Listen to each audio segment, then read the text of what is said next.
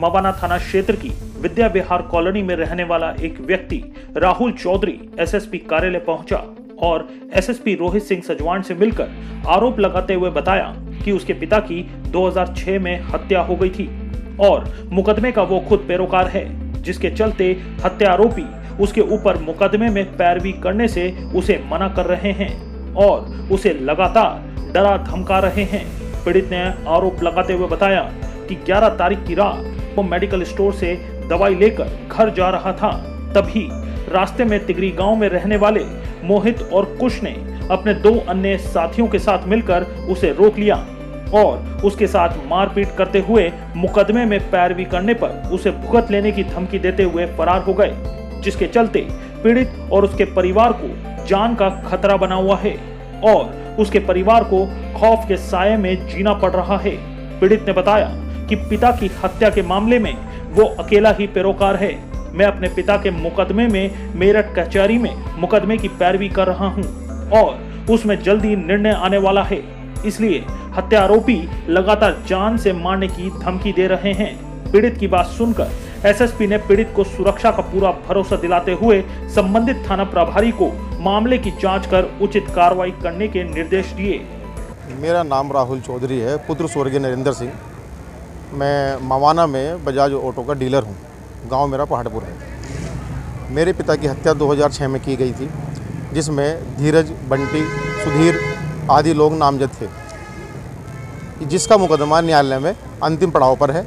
कल उसमें written argument दाखिल होने जा रहा है और बहुत जल्दी उसमें जजमेंट आ रहा है। इसी के संबंध में ये लोग मुझे धमकियाँ दिलवा रहे हैं, जिसके संबंध में एक घटना मेरे साथ 11 तारीख को घटी।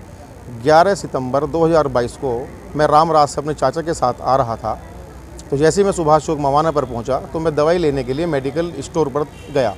जैसे ही मैं दवाई लेकर मेडिकल स्टोर से वापस लौटा, तभी एक बाइक पर 2 लोग सवार होकर आए और 2 लोग पैदल आए। टोटल 4 लोग थे, जिनमें से 2 को मैंने पहचान लिया। 2 का नाम कुश उर्फ छोटू, ग्राम तिगरी, थाना मवाना। दूसरे का नाम मोहित, ग्राम तिगरी, थाना मवाना। ये 2 लोग मैंने पहचान लिए।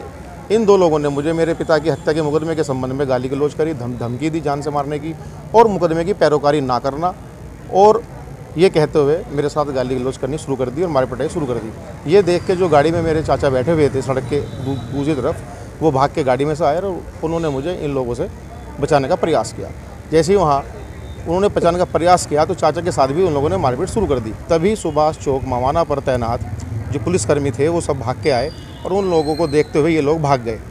तभी उन लोगों ने मेरे से पूछताछ करी। मैंने उनको बताया कि ग्राम तिगरी के ये 2 लोग थे और 2 अज्ञात थे। इन लोगों ने मेरे पे हमला करने का प्रयास करा, मेरे साथ मारपिटाई करी और मुकदमे के संबंध में धमकी दी। और इनमें से एक ने काफ़ी ड्रिंक कर रखी थी, जो लड़का मोहित था, और ये लोग भाग गए।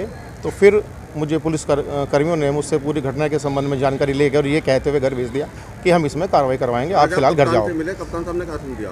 आज मैं कप्तान साहब से इस संबंध में मिला कि क्योंकि मेरी जो तहरीर मैंने दी थी कप्तान साहब को यहाँ पे 12 तारीख में दी थी मैंने, नेक्स्ट डे सुबह को, जिसकी जाँच सीओ मवाना को भेज दी गई थी।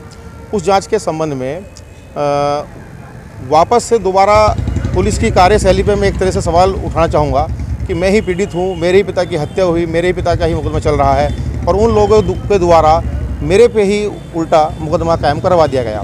जब मेरे पे वापस उल्टा फर्जी मुकदमा मेरे पे करवा दिया गया कि भाई उन्होंने मारपिटाई मेरे द्वारा ही दिखाई, जबकि उक्त घटना सीसीटीवी में रिकॉर्ड है और वो उसकी सीसीटीवी रिकॉर्ड की पूरी घटना मैंने आज एसपी साहब को पेन ड्राइव में रिकॉर्डिंग में दी है और उस संबंध में अपनी तहरीर के संबंध में, मुकदमे के संबंध में सभी जितने भी साक्ष्य थे, जो भी कागजात थे, वो मैंने एसपी साहब को उपलब्ध करा दिए हैं।